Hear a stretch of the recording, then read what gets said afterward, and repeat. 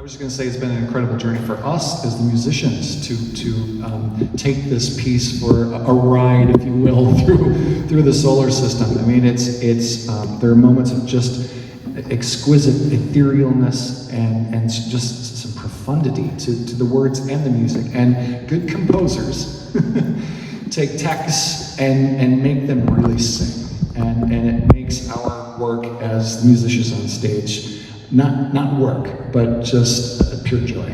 So thank you, Tim. All right, and with that, I'd love to have any of your questions or any comments about how you experienced tonight's concert.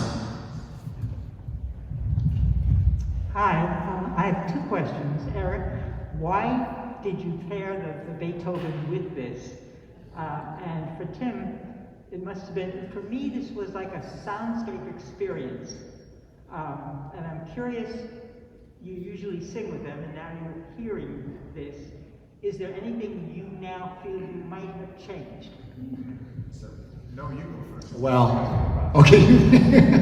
Well, you know, there's two parts to my answer. One is, this is what True Concord does. We champion the masterworks, the great works of Bach and Beethoven and Brahms and Mozart, but we also champion new music. And we want to lift up, you know, the rising stars, particularly in the American compositional field, and Tim is definitely one of them. And if you haven't heard the news, Tim and his wife Jocelyn were recently named composers in residence with True Concord. We're very, very pleased about that. So the first part of your question was, what was the first part? Oh, to change. Yeah, no, it's always sometimes a surprise hearing a work come to life, hearing how it exists in reality versus what I'm hearing up here. I have a deep background of choral singing, so I've got choirs in my head that sing these ideas as I'm writing them down. This was the most time I've spent with a choir in the rehearsal process to see it get built. And when True Concord is a project, it's a very short timeline. It starts on Monday and it ends on Sunday. So to see it come to life so fast was illuminating for me. I wouldn't change anything. With the music, my job also is to make the most complete set of instructions that I can to give to the singers so that my intentions are as clear as they can be on the page as they sit in front of singers and the conductor, but also leave room for the conductors to sort of spread their wings and interpret the music. So some of those things came to light this week where I think, well, that's actually what I intended, so maybe I should mark that more clearly next time or change this. But it certainly made me miss singing with the group. I was in the audience sort of wanting to be on stage at the same time. So Tim, but you did change something in this piece during this week. That's true. So here, in the movement Jupiter, Juno's talking about all of his loves and all the moons that are surrounding him that are all named for his lovers. And she says at one point, there's so many I can't even count. And the altos come back at you with the actual number. And when I wrote the piece, it was 79, so they sing 79. So she is counting. But I think it was a year and a half ago, there's one more verified moon of Jupiter, so we had to change it to 80. Which is not as funny sounding as 79. It doesn't have the same humor to it. So we went through 3 different ways of singing the word 80 to arrive at what you heard tonight. And it's still not as funny as 79, but we did our best. Over here.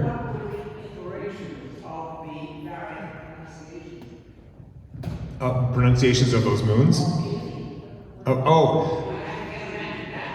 Yeah, he was asking how many iterations of the pronunciation of the word 80, and I stayed out of that. I just said this is how fast to sing it, and this is the rhythms, and we're going to change the pitches. So we did modify it a few times because we were trying to get it to cut through the texture. And first it was just a 16th and a dotted eighth, 80. And then he said, nah, let's make it 2 8ths, 80. And there were 2 pitches assigned to it. And then he said, you know what, let's just make it 1 pitch. And we put all the altos on the D flat. So we changed it every night out, I think. it was so fussy for this little tiny thing. If you want, I can go to the International Astronomical Union. They'll kick it back down to 79. Right back to that. Pull a Pluto on that one and kick it out. Yeah, sure. Funny scientists, this is great. This is fantastic. Can I interject a question real fast? Because John is a big science guy and a wonderful actor as well. Kevin obviously is a science guy. How did tonight feel in light of everything we've been seeing on TV and in the newspapers and these pictures and blowing up asteroids? I mean, all this stuff, and then go look at Jupiter. You could see it tonight. Like, okay, what does this feel like? Did tonight inform any of that? Did it make you feel more excited? And yes, there is a right answer to that, and it's not D flat or 80.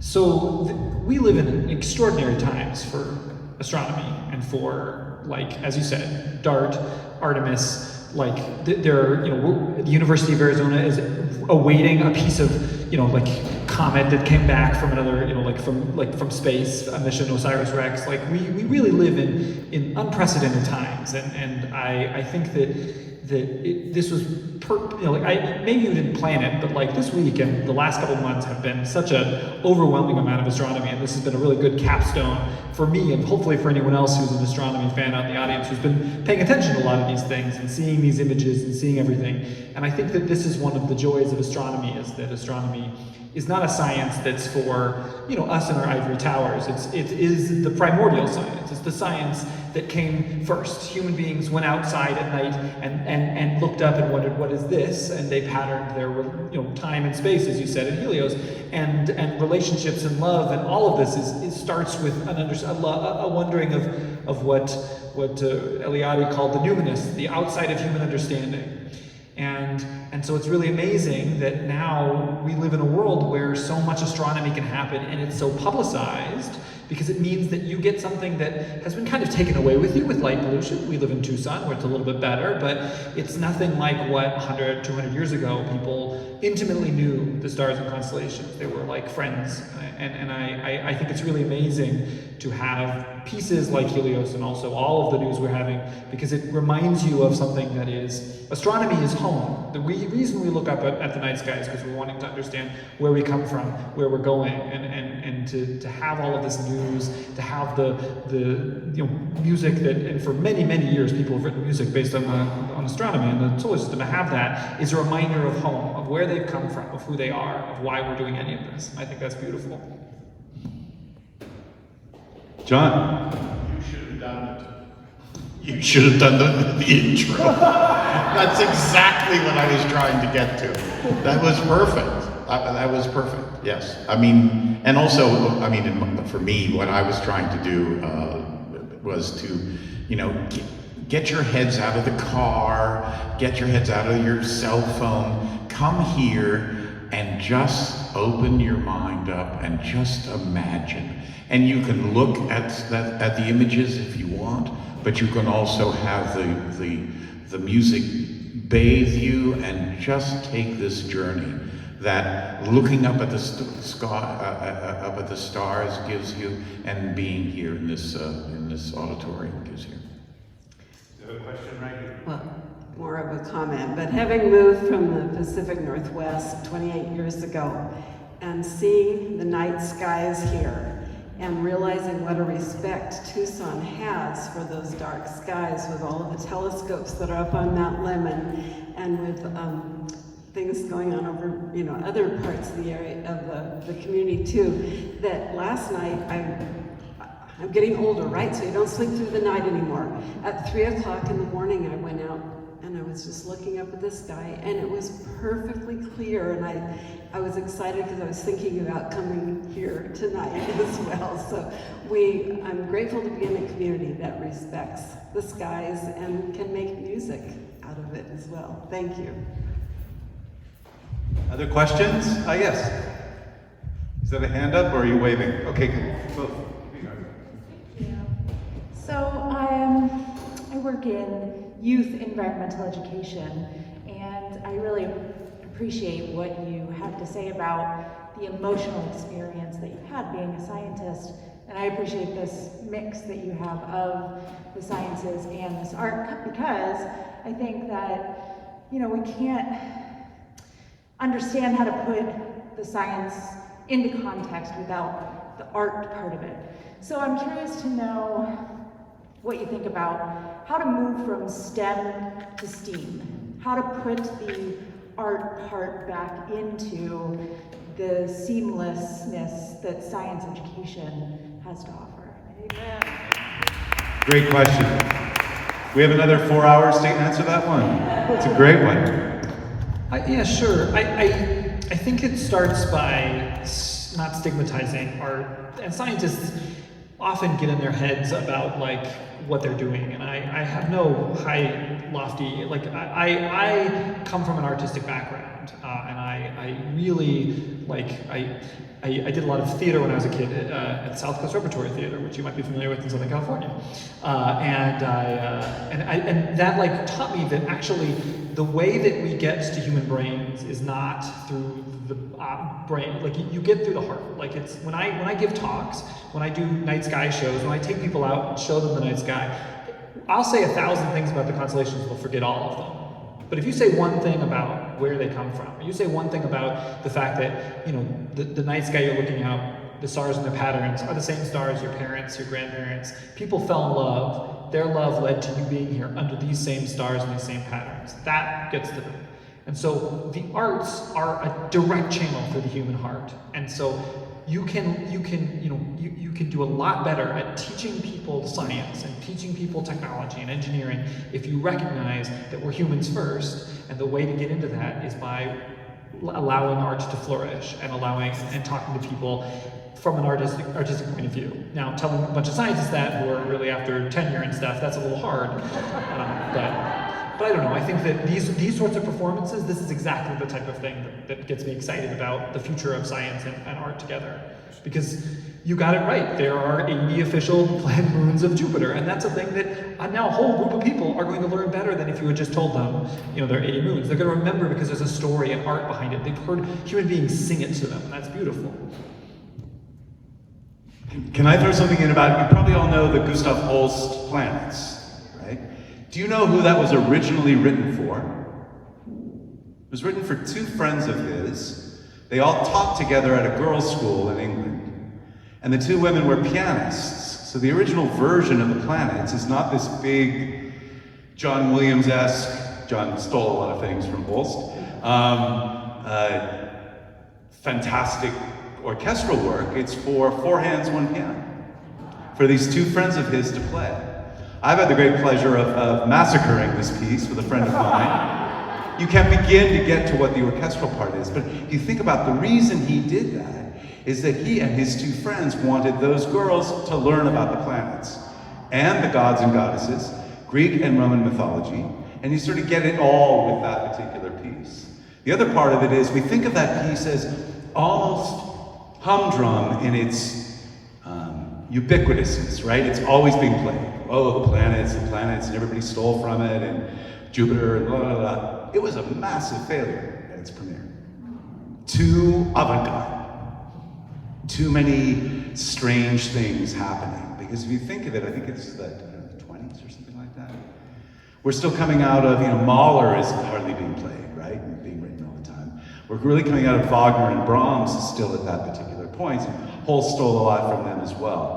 But it's just kind of interesting, and I was thinking about, Tim, did you feel the shadow of Holst in any way over you? And there is no right or wrong answer to this one, but it's such a monster piece. I certainly knew about it, and I knew that was a cornerstone of the orchestral repertoire, but I knew I was out to do something different, and so I purposely didn't listen to it anymore once I had my idea. But when we sing, we have that other layer of text that orchestras don't get, and I love using that to our advantage to make the art really drive home to our hearts as we're listening to it. We have that benefit. And there were certain things that Holst did that I knew I didn't want to do when I was thinking about a movement like Mars. The knee-jerk reaction is to sort of go Mars, you know, and it's very martial and Darth Vader. And I said, if this is typically the god of war and typically a very masculine thing, I'm going to turn that on its head and write a piece about what we're like underneath that masculine veneer and what it actually can mean to be a man in society today, and just give us a different lens to that part of our humanity. So that was maybe an instance where I said, this is what he did, I'm going to go that way. I think beautiful description. I think one of the most interesting things for me is that how, of course, does the Planets of Holst end? It ends with a wordless women's chorus.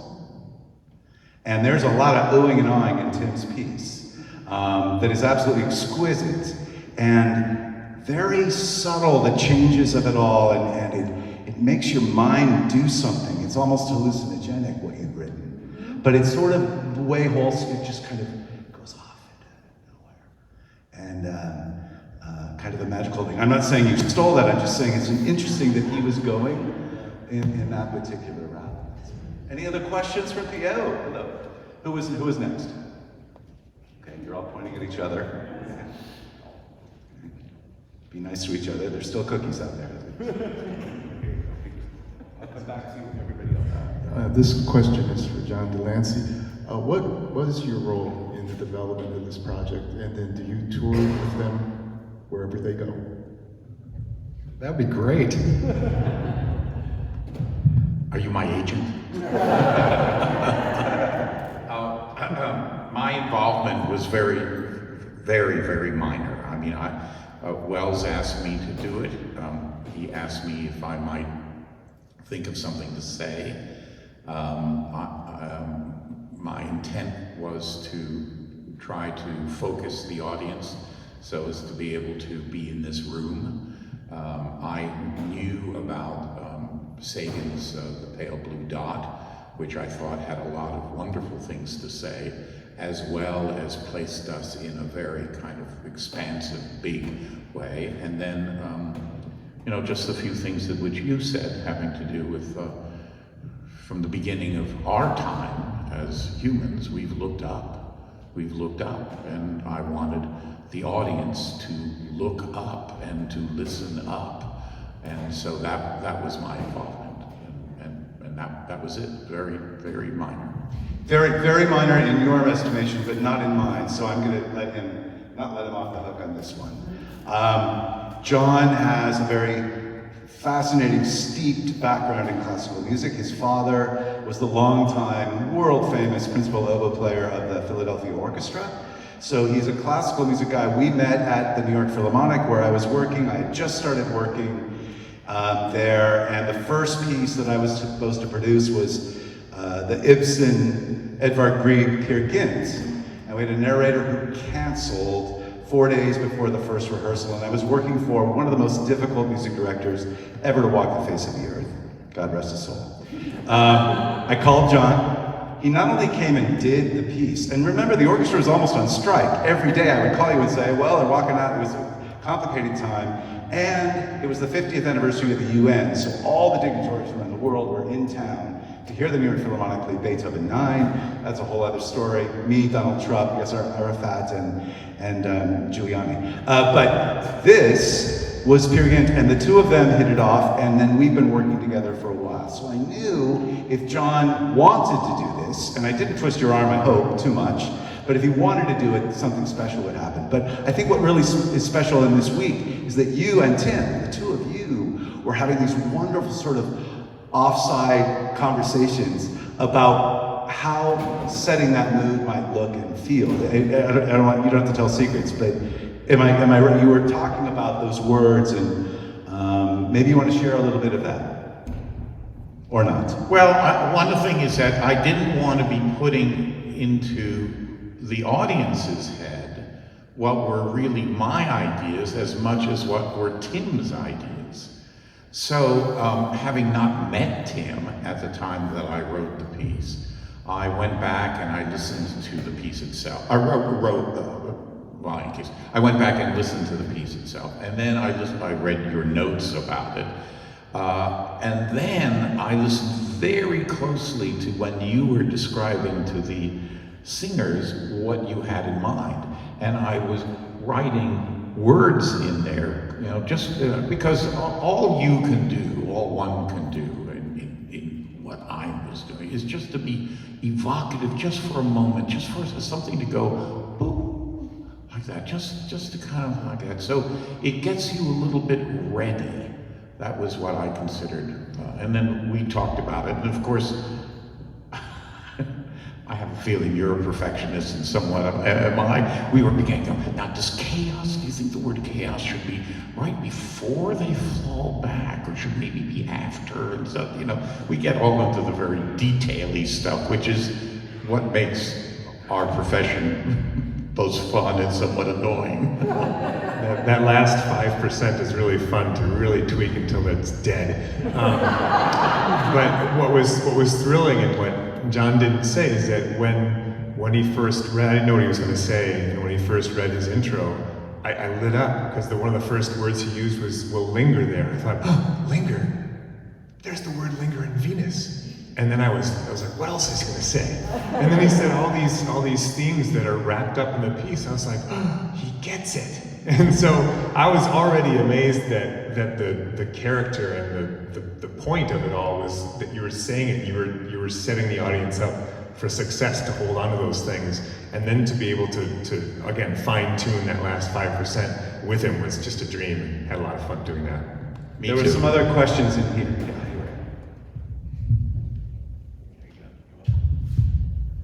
First of all, thank you for the grace of your collaboration. Thank you so much, Pravi. There were two movements that contained this wonderful, almost Tibetan droning sound, and I was trying to figure out who was doing it. Was it the tenors? Was it the altos? So who was doing it, please, there? The first time you hear it is in the movement Uranus, and at that point it's half of the bass section, and so they're sort of in the low part of the range, and they're about here.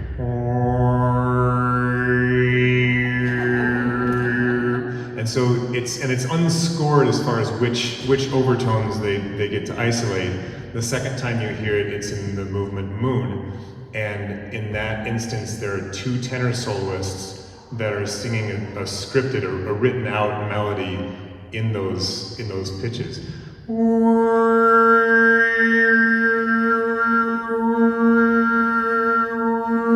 So that goes through that movement. Moon was written first, and I thought, it was written for a group called Roomful of Teeth, which is this wildly different vocal group, and they pride themselves on all their vocal techniques. And I thought, this is going to stand out unless I stitch some of these things into the rest of the piece. So when I wrote Uranus, I took a lot of the DNA from Moon and wrote it with that in mind, which is why you heard it originally then in Uranus Movement 3. There's some other, yes, sorry. While he walks over at Moon. We're trying to get Roomful of Moon Teeth so- here, right, Eric? We're trying to get Roomful here, yes? Sure. All right. So, my question is, you're all coming from very different focuses and very different maybe perspectives on the piece. What is, and I apologize to him in advance because it feels like being a favorite child, what was your favorite movement of the piece for all of you? While Wells was walking over, I was actually turning to say that exact answer, which is, to me, I thought that Moon was just beautiful. It really, like, it was so expansive, and I was really verklempt at that moment. Like, it would really, I was very emotional sitting there. Just, it's a real highlight. Like 3/4 of the way through, and you hit this point where you've traveled through the whole solar system, and then you come to something that you might overlook if you're thinking about the planets, but is still so vital for the rhythm of, you know, human life and existence. And it just, I think you did a fantastic job. Thank you. Yeah, I liked it where the singers were, Wells mentioned it too. What is that? He alluded to an opera which was Lakme. Venus, Yeah. the Venus movement with the two sopranos. Just that sparkly thing. And then was there something else that was like? That was That Moon was in too. Moon, yeah. Yeah, love that. Yeah. This is easy for me. It's Earth, and part of it is the text, but it's how you set this text. I mean, Mars may boast about war, but only here are there blades, and only here blood-stained soil. Venus may preach on love, but only here does an eye meet an eye, and whole new heavens are born. That is awesome.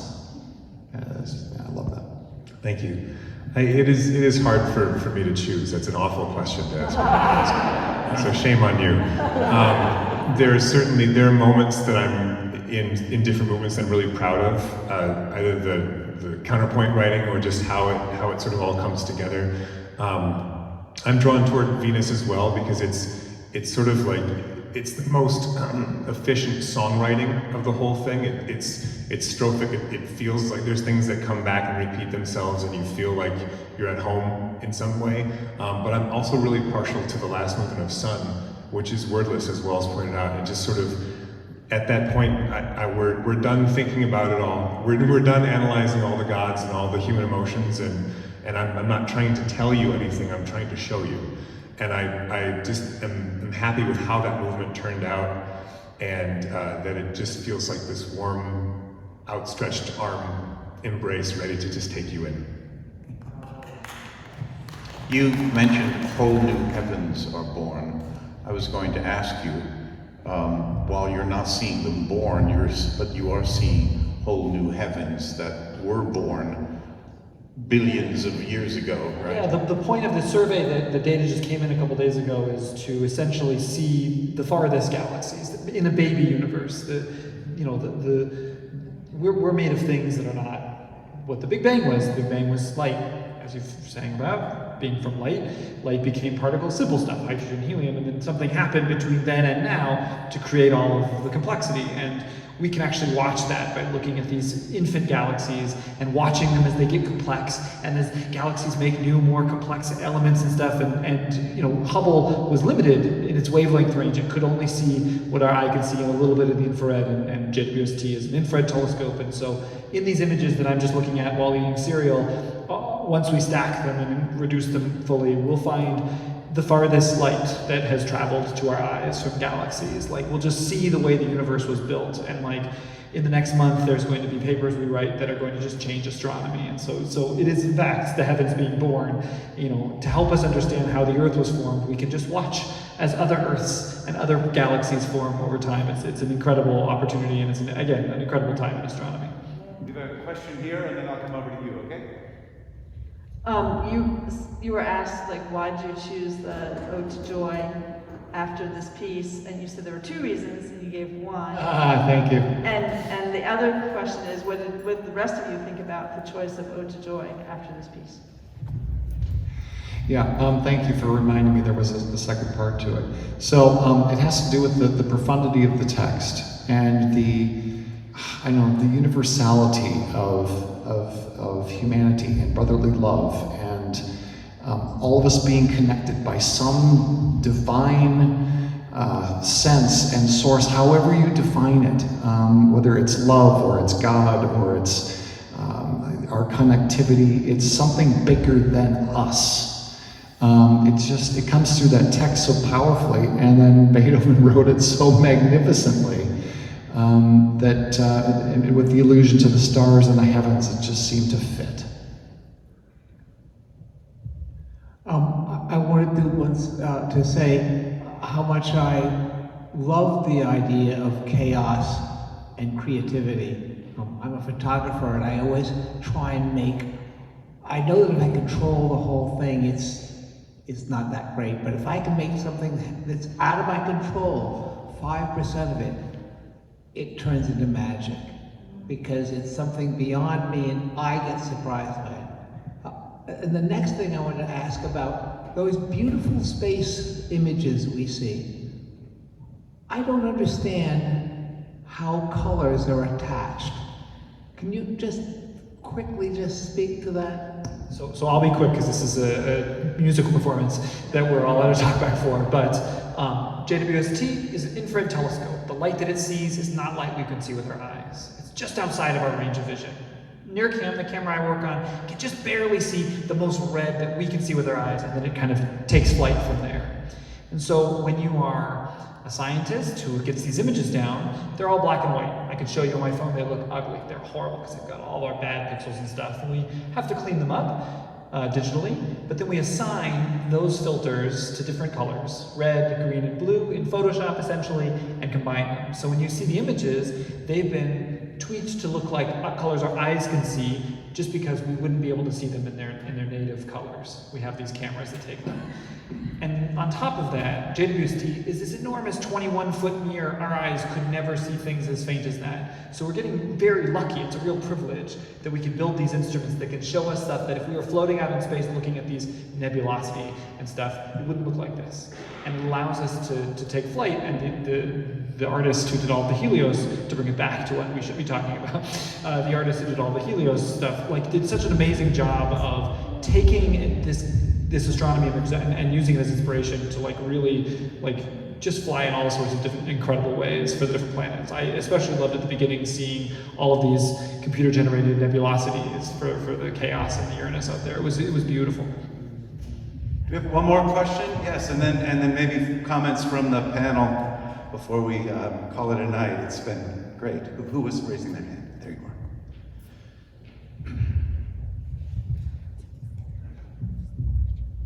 So I think James Webb may be looking at exoplanets and exoplanet atmospheres, and I really liked very much the way that the introduction sort of framed beautifully the whole performance. But the Carl Sagan quote, astronomy changed the way we looked at everything because we were so tiny with such a small blue dot. I don't know what the panel thinks about what might happen to how we think about things if the James Webb finds some atmospheric indications of life out there, and if you guys have thought about that at all from either artistic or scientific viewpoints. I can respond to that right away.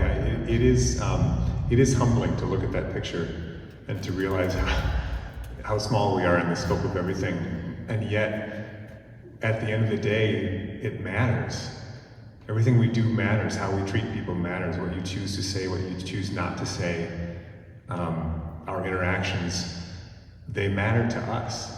And even though they're that small or a million times smaller, our lives are better because of it. And so I love the fact that we can look back and put ourselves in our true place, and yet still make decisions about how we want to live our lives and who we want to surround ourselves with and how we can all be better people, even though. Beautiful, thank you. Final comments of any sort? It's almost 10:30. I know everybody wants to see Saturday Night Live, so we'll keep moving on. John, do you want to start, or you want me to? Actually, I'd like to start with you mentioned STEAM and STEM, correct? Tomorrow, we have 20 kids coming from an organization recently created called Reach for the Stars, which was created by a couple who felt very strongly that kids that were having, especially through COVID, anxiety issues, mental problems, fears, COVID or not, family things, whatever, that maybe, just maybe, if they could put a telescope into the hands of these kids, they might look up, they might feel connected to something bigger than they are, and feel a sense of wonder and comfort and possibility. It has taken off like crazy. They're really excited to meet John, I'm sure all of you as well. And they're gonna get their picture taken with him tomorrow. But they're really excited about, they've never been to a classical performance of anything before. I'm not saying this to you because we need kudos or anything like that. It's just been this journey since I've been in Tucson and with Tim's piece, that every time I turn around, there'd be something else like this, skies related, astronomy related, all these various associations, all of which I've joined and now have more spam on my computer than I ever could possibly imagine, but they're all great. And then the website starts to happen, but these kids that are coming tomorrow, where I think you're gonna sit really close, I'm particularly excited about. So I wanted to share that with you. Who knows where that will go, but they're also food insecure kids. There are a lot of issues going around with these kids, but that telescope, and as John was saying, that looking up and feel, all of them actually, and that feeling, that sense of freedom and possibility. So that's my. You mentioned freedom. At the end of Mercury, some of the final words we sing. But there is a way to get more. There's a way to move. There is a way to reach infinite degrees of freedom. Move towards chaos. Move towards change. Move towards turbulence. There are so many degrees of freedom. There are so many degrees, uncounted, uncountable. A rolling ring of freedom. So many degrees of freedom this close to chaos. And I want to just also piggyback on what Tim said about, what really matters here, and it's people, it's our relationships, it's how we relate to those on the other side of the globe, and in our own neighborhood. And art has the ability to bring us together. We sing about this freedom in this context, but I'll also note, and this goes, a little credit goes to Wells here too. He said, "Hey Eric, there's this performance of the Beethoven, 1989." Led by Bernstein after the fall of the Berlin Wall. And Bernstein changed one word. He changed Freude to Freiheit. Freedom. We did it for you tonight.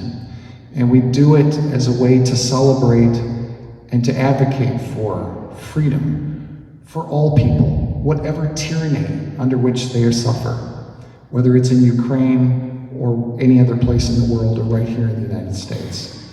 Freedom is joy. Joy comes from freedom. And I hope that in both of these pieces, we got to that sense of joy.